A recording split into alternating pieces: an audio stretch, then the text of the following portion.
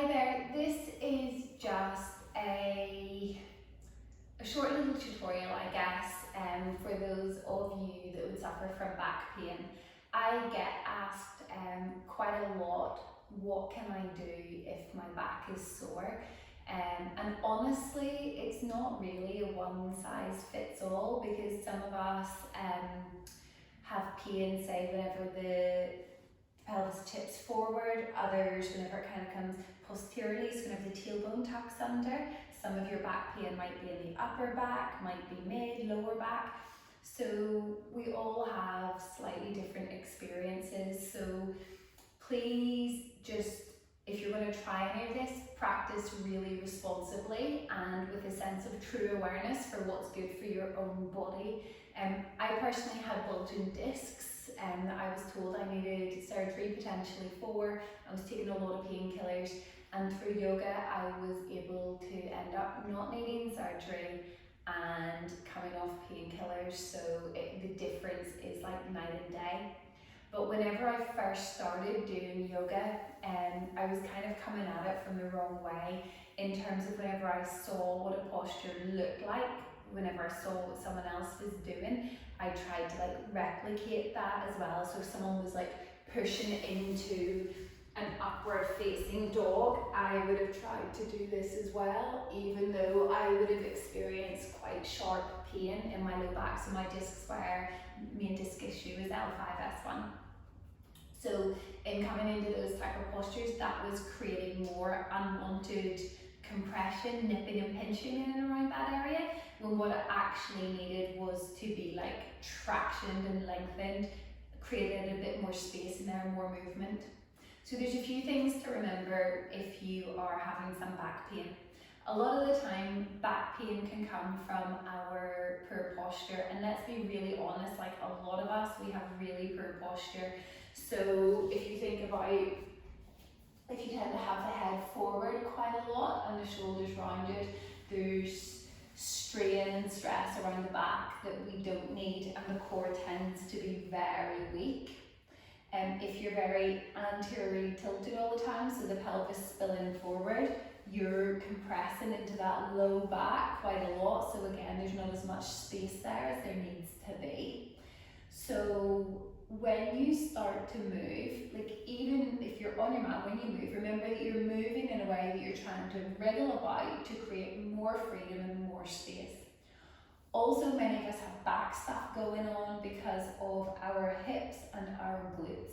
So loads of us have very lazy bums, like really lazy bums, and those butts need to be working, because these are huge big muscles that are part of and connected into the core, and when they're not working, something else around here has got to work even harder, okay?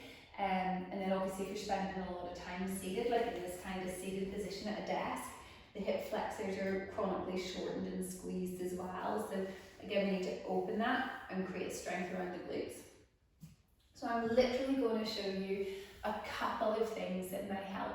And even if you do like a few of these a couple of times a day, it may, and I will say it may bring some kind of relief. It's not an instant fix. Like you're not going to do something one week and the next week be skipping about. Highly unlikely. You might feel a little bit of difference, and it will only work if you keep it up. So you've got to kind of commit to taking a little bit of time out each day. So as a starting point, be aware of your posture. So we're going to come to lie down on our mats with the back of the skull, the shoulder blades, and the sacrum on the mat. Sacrum is this fused bone in the low back. It's like, let's be crass, it's like right above your butt cheeks, okay? So literally right above your butt cheeks. So come down to lie on your mat. Now we're going to keep our feet on the mat, because oftentimes if you straighten the legs out and lie down, that can be pretty unpleasant in the back if you're already in pain. So let's plant the feet down and really kind of lift the spine up for a minute, and then smoothly roll it back down onto the mat. So you're going to try and get the back of the skull. So if you need to like lift the head and reposition it, we want the neck to be nice and long. The back of the skull, the shoulder blades, and then the sacrum, the low back on the mat. You're trying to keep the natural curves of the spine, so don't like force everything down. Take a little moment here Bring your hands onto the front of your belly, make a diamond, fingers down, thumbs to the top, and imagine that you're pulling the whole front of the body in. So you're creating a little bit of energy and connection in the core to support the back, okay? Give your glutes a bit of a squeeze. Now, if you're not used to using and recruiting the glutes, you probably try and squeeze and nothing really happens. So to help our brain map a pathway to the area we're trying to work, sometimes, there's no nice way I like it, is you just got to give it a bit of a poke and tell it to wake the heck up. So give your butt a little bit of a poke, a wee smack, and just notice, can you start to feel it fire? The thighs are almost squeezing towards one another. Think about the tailbone going down towards the bottom of the mat and the crown of the head reaching to the back. So just kind of hold this for a few breaths. Just feel everything hugging in, pulling into the center line. And notice that your glutes are probably at about 60%. Alright? Now we're going to ramp the glutes up to about 80% as we lift the low back up off the mat. So squeeze the butt. Now keep everything hugging in at the front. If you notice any nipping or pinching in the low back, squeeze your glutes harder, wrap the tailbone down towards the top end of your mat, and really feel a bit of energy in the thighs. If you're feeling any discomfort in the knees, if the hamstrings are working more than the glutes, drop down, walk the feet a little further away, and then re-engage and lift up. So hug all this in. Imagine you're trying to create as much length and space through the spine as possible. Take another few breaths here, and then really slowly lower your way down onto your mat again. Remember, beautiful long spine, really long spine. Okay, let's get into the outer hip glute area, which can be a massive factor in pain and discomfort in the back. So you're going to lift your left knee over your hip, and then you're going to externally rotate that left leg. Take the left heel on the back of the right knee and tease the left knee out.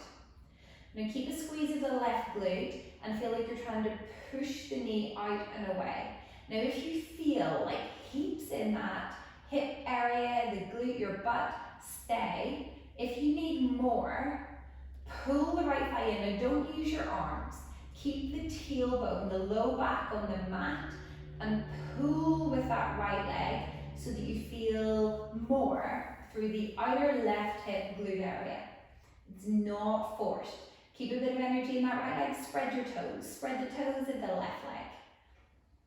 Take a couple more breaths here. And really slowly touch that right foot down. Touch the left foot down and do the other side. Straighten up the right leg. Spread your toes. Give your toes a little bit of a wriggle.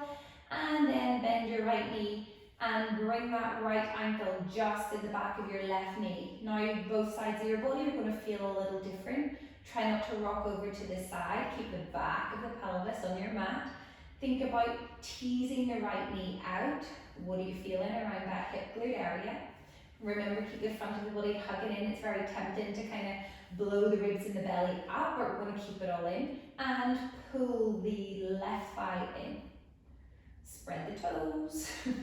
Isn't it amazing, all these different areas of the body that you forget about sometimes?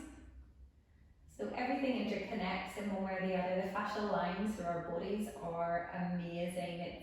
It's mind-blowing how one area so deeply impacts another. Okay, so feeling into that right hip glute area.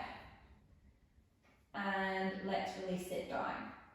So walk your feet out to the edges of your mat. So the knees are still bent. Feet are a nice little distance away from your bum. Knees up towards the ceiling. So we're going to take a gentle twist. Think length through the back, length through the side of the body. So with your feet on the mat, drop your knees over to the left side. Now keep control. So take the heel of your left hand onto the front of your right hip. Squeeze your right glute like mad, your right butt cheek, and try and lengthen the right hip forward into that left hand. And the left hand almost presses against the right hip to resist. So you're trying to lengthen all the way out over that quad, that hip flexor through the right side of the body. And only if you're not feeling enough, reach your right arm up and overhead. Now your left leg shouldn't be on the mat, the left thigh is up off the mat a bit. Remember, the glutes are on, you're a little ball of contained energy, you're not just like a little floppy rag doll. Bring your knees on back to center. And let's do the same thing to the other side. So fire up the glutes, drop the legs over. Take the heel of the right hand, the right palm onto the front of the left hip crest, squeeze your left glute. You might need to give it a little tap with your left hand and say, join the party. Squeeze everything forward. Lengthen over that left side. Now don't be tempted to flare the ribs up. Keep it all hugged in. Huge big squeeze of those glutes. Left arm can reach all the way over if you want. So you imagine you're creating a beautiful big long line of energy from your left knee over the quad, the hip flexor, the left side of the ribs, armpit, and out to the fingertips of your left hand. Perfect. Come on back to center. Alright, bring your feet back in again. You might need to bring them a wee bit closer. So feet are about hip distance apart, but remember far enough away that there's no pain in the knees when we lift the hips. So we're going to fire up the glutes, give them a big squeeze, lift your hips a few inches up off the mat. Remember, pull the front of the body down towards the back. That was me making swiping sound effects. Pull everything in together. Now, if you can, you're going to walk the legs one at a time. So really, really engage your glutes. I know I'm like a broken record, but it's super important that they're working. Lift the left knee up and over the hip, slowly set it down. Bring the right knee up, over the hip, and slowly set it down. Take your fingertips onto the front of the pelvis if you like, and make sure it's not rocking or swaying. Now, if this is too much, if you've got pain in your back here, maybe lift one heel at a time off the mat. So you keep everything level and you just lift one heel at a time. We're just going to do a couple more. And then lower the back down really smoothly, really slowly. Let the tailbone be the last thing to set down. Take a few moments here. Okay. Bring your knees in a bit. They don't have to come in too far, but rock the back of the pelvis across the mat. So this might help to release out some of that fascia, the tissue that's stuck. And if you want to be a little bit more active with the movement, you can really sweep the knees side to side. So then from here, bring your fingertips lightly onto your knees. As you inhale, fingertips onto the knees and they're guiding the legs, the thighs away from your chest. Don't let the back lift. Now when you exhale, empty the breath away, pull your knees into your chest, hug everything in. So just kind of do that a few times. Remember, nothing should feel nippy or pinchy. You're just trying to get a little bit of movement going through the back. So just drawing them in and then releasing them out. Super job. Couple more times.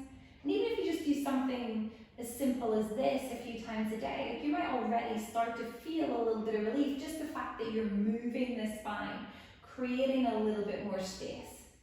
Alright, we're going to come up really slowly. If you need to, use the back of the arms, the elbows into the mat to push yourself up. You might even roll over onto your side first, but come up nice and slow. You're going to come onto all fours, and we're going to take the hands under the shoulders, knees under the hips. Some of this you might think is a little bit weird, but what the heck, just go with it. Like, hands under your shoulders, knees under your hips. Now really press down through your fingertips and under your knuckles. Imagine they're like little Spider-Man hands and they're literally like slurped into the mat. Knees are under your hips, spine is really long. So even here, think about running a big zip from your pelvis right up to your collarbones. So lift the belly up, lift the front body towards the back. Even here the glutes are on, and now we're going to move really slowly. This is your cat-cow. So when you inhale, think about lifting your tailbone up into the air and then let that movement roll on through the vertebrae. Now don't move your head and neck too much, soften right between your shoulder blades. Now think about your tailbone going down, drop the head down, lift the belly up, lift the belly up. Imagine hands lifting your ribs, stretch the back out. So this again, this cat-cow is a beautiful posture to do like a few times a day. You might not want to like drop down and do it in public, or do you know what, I wouldn't care. Just notice that you are doing whatever you need to do, and you're trying to notice like what areas of the spine are moving quite freely here. And are you maybe noticing somewhere that isn't moving quite as freely as you would like? Now don't force movement into that area, but see if you can gently tease a little more movement in. Come back to neutral, lovely long straight spine, and start to slowly circle around. So this is called your rolling cat. I know that the first few times people come to yoga, they think, are you having a laugh? Like, is that even a thing? But if you imagine, if you're in pain, one of the first things that we do is we stop moving because we get almost fearful of moving into that area. And that is the worst thing that we can do. So when you stop moving, all the fascia starts to get thicker and thicker, more and more tangled. So it becomes harder and harder to move. It's like leaving a bike out in the rain, you don't use it, it starts to rust up and it gets really stuck. So you can just jump on that bike and go for a big cycle. You need to give it a big service, you need to get it all lubricated. So this is the same thing. If you've been in pain for a while, or if you haven't been moving for a while, things can become a little stuck. Okay, and we need to get them moving again. So you just think about slowly teasing out any of the knots. Now remember, nothing ever should be sharp, nippy, or pinchy, or nervy. So if that's the case, you make the movement smaller, and even if it's just a really subtle rock from side to side, over time that movement will get bigger. Come back through to all fours. So you're going to straighten the left leg out behind you. You're on the ball of the left foot. Lift the back of the skull up. Now remember, hug the belly up and in. Don't let the ribs flare, because that is just creating that squish into the low back. Lift everything up. Lift your left heel up in line with your butt. Bend your left knee. And take little pulses from your left glute. Now if this is too much, just touch the foot down and give the glute a little squeeze. But if it feels okay, if you can keep the pelvis level, little squeezes of the left glute, and the sole of the foot is just lifting up a teeny tiny bit. Strengthening the glute, but keeping that zip run from the pelvis to your collarbones. Set the left knee down. Reset for a moment and let's do the other side. Straighten your right leg out behind you. Lift the back of the skull up in line with the shoulder blades. Lift the right leg off the mat if you want. Bend your right knee. Make sure you haven't shifted over to the left side. Keep the arms super straight and strong. Little pulses from your right glute. Little pulses. Less is more. Like it probably looks as if there's not very much happening.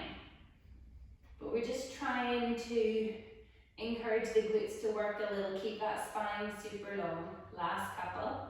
Touch down. Now take your knees quite wide. We're going to come into a child's pose. But think lengthen space through the back. So reach your hands out a bit in front of you. Don't let the belly fall. So keep everything long and in control. And push your hips back.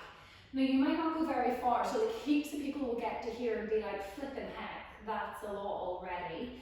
But you might be able to send your hips a little further back. Now only go as far as feels good. So think tailbone goes back, sit bones towards your heels, and start to slide your hands forward. Don't just collapse down, keep a bit of energy and purpose here. Reaching forward, like you're tractioning out the spine. Imagine someone's got your hips and they're pulling them back, and at the same time you're reaching the crown of the head, the collarbones forward. If this is too much in the shoulders, you can always bend the elbows and goalpost the arms. Keep reaching forward, reaching forward. Lengthen space in the spine, but still some sort of lift of the belly. Keeping the core on, the core is supporting the back. And come up. And come through. And any way you want to get there, lie down on your belly, please. Lie down on your belly, release the top of the feet onto the mat. This is called your low cobra. Now, it doesn't matter at all how high you lift. Please don't think like I've got to lift high, instead think longer. So imagine someone's got the hold of your ankles and they're pulling them out behind you, like your legs are super long. Now squeeze your glutes, like with your own hands if you want, but just really squeeze your butt, like you're trying to squeeze your bum cheeks towards each other. Take the heel of the hands back kind of by your low rib cage. Feel the shoulder blades slot into the back. Lift your face just off the mat. And imagine, now without the hands actually moving, it's isometric movement, so you're pulling the heels of the hands back. If you were on a wooden floor, you could almost imagine that you would slide back and you would pull the heart and chest through the arms. Keep the elbows pointing to the back of the room. Keep the shoulder blades into the back. The collarbones are really open and broad. And then try and lift your belly off the mat. So you're just trying to like suction the belly up and away. It's probably still in contact with the mat, but it's just to create a little more energy and engagement through the core. Keep reaching those toes out behind you. Reach the crown of the head forward. Now if you want to, start to think longer. So as the heel of the hands pull back, lift the back of the skull up. We don't want any sharp nipping or pinching, so you might only find that the chest lifts an inch or so. That's perfect. Space, length and strength as opposed to forcing yourself up. So if you were to lift the heel of the hands up, you can still maintain this position. Couple more. And release down. Okay. From here, tuck your toes, come back into that child's pose. Take your time. Now if you lift up, you're thinking, oh flipping heck, my back, it's nippy or pinchy moving out. I'm going to say you've maybe gone a little bit too far, so be a bit more patient. Hips all the way back. Think about like a cat having a big stretch, okay? You're just trying to wriggle a little more space and openness into your body, that's it. You want to have that real beautiful balance of strength and freedom. So if we just focus on the strength side all the time, the body doesn't have the ability, the space to move. Too much flexibility, and we don't have any control over the body.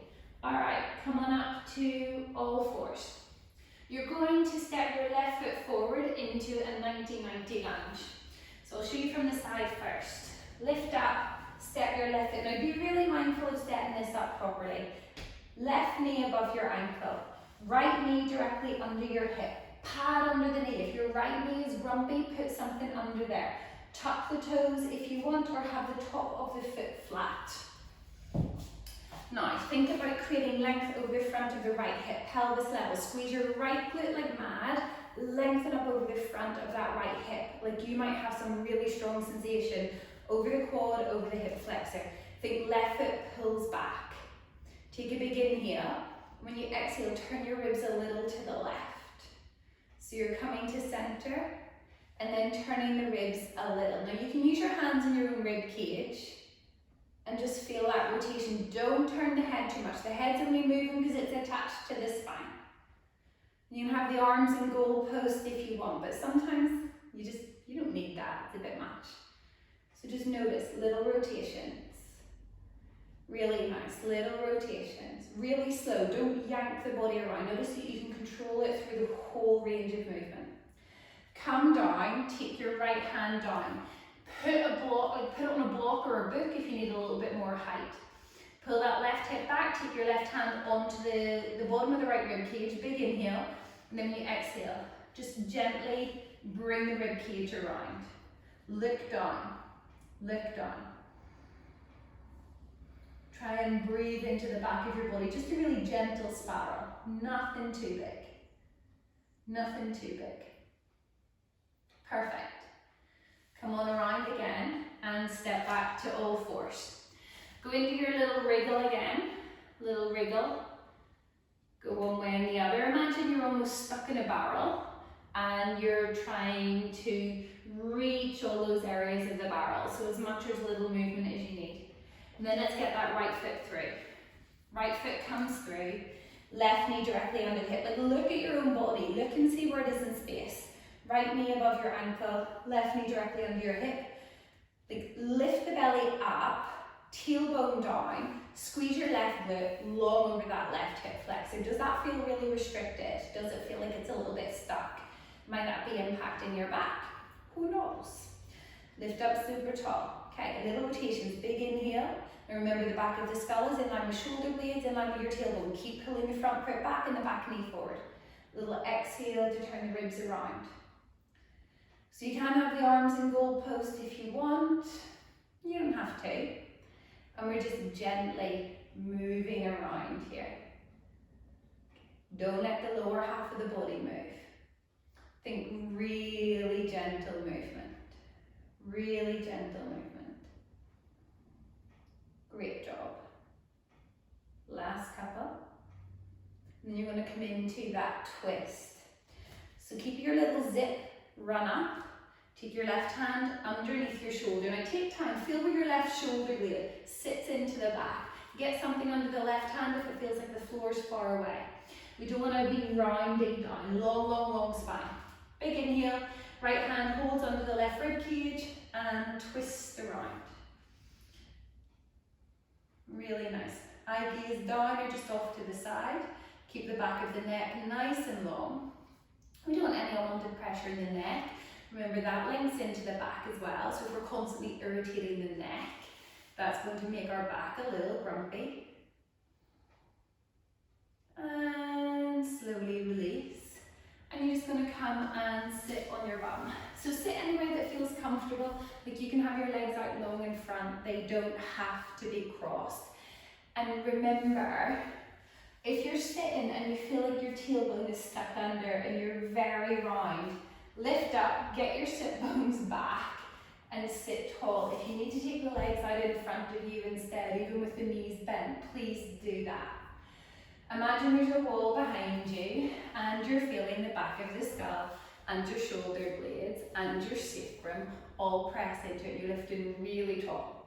Take a big inhale, lift your left hand up, and when you exhale, reach over to the right side. Now imagine lengthen space through the left side, not just falling over.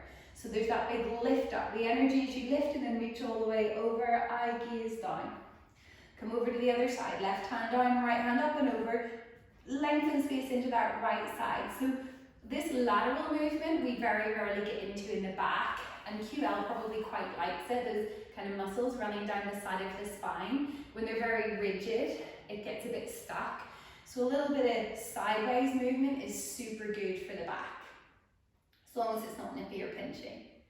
Come on up, and you might feel a little silly, but start to stir it out. So go one way. Now be really slow. So I know my back's okay, and I'm going a little quicker, but you might literally be moving super slowly. Okay, just feeling your way into all those little spaces that maybe haven't moved for a while, that maybe need a bit more attention, and then go the other way. Go the other way, really slow. Or stir it up a bit, but remember, shouldn't feel painful. We're trying to bring more freedom, we're not trying to cause physical pain. Really nice, come on through. You may enjoy this. Down dog lengthens the spine. Now if it doesn't feel good, I want you to drop down out of it and don't do it. Go back onto all fours and stir it up. If you want to try this down dog to lengthen through the whole back line of the body, come on through. Take your hands under your shoulders. Lift the back of the skull in line with your shoulder blades. Draw the belly up and in. Tuck your toes. The knees are maybe a little further back than your hips. Now imagine someone grabs a hold of your hips, take a big inhale, and as you exhale, they hook your hips up into the air. Now you bend your knees a lot to begin with. So think long spine, not I must straighten my legs. Long spine. Super straight arms. Push, push, push away from the hands. Lift the belly towards the spine. Feel the shoulder blades slot onto the back, let the head go. Back of the neck really long. So imagine that your hands, your arms are reaching forward as you're sitting the hips back and up. You can really have those knees bent if you want. Or if you maybe soften the ankles a little and let the heels press down, you might be lengthening out through the calves, the hamstrings. Take a couple more big deep breaths. This can be a beautiful posture for strengthening and lengthening, but you might not want to stay there too long, especially if you're just beginning. Come down onto all fours. Something else that you might like is to get like a bolster or a cushion across the front of the hips. And this can be quite nice just for the back. And if you want to lie down onto that, it might feel like it's just giving you a little more space in the low back. If it's nippy or pinchy, don't do it. It just depends what's going on with your back. But this can feel really quite nice. Just kind of, you could do that and you could take as long as you want there. Another thing that can feel really nice as well is to kind of open the chest. Now I use a block for this. You could use a couple of books and some cushions. So you can like use your block. I'm using a bolster, I'm very lucky that I've got them here. But you set it up like a little bit of a ramp. So this is going to really support the spine. And then you can get your tailbone, your sacrum right in against that and lean back. So you can have the knees bent. And sometimes that just feels quite nice. And if you open the arms quite wide, it opens up along through the front of the body. So if you feel like you've been very closed in, this can feel quite good. So take your time, have a little bit of a play with some of that. Maybe you do it every day, it doesn't take very long. If there's anything that you're doing during that and you feel that it's nippy or pinchy or it just doesn't feel right, please get in touch, give me a wee shout and I will do my absolute best to help you. So practice with awareness. If it causes you physical pain, it's not going to heal. So think teasing freedom into the back, strengthening through the core, not doing anything that's going to hurt yourself. Have a little play. I'd love to hear how you get on.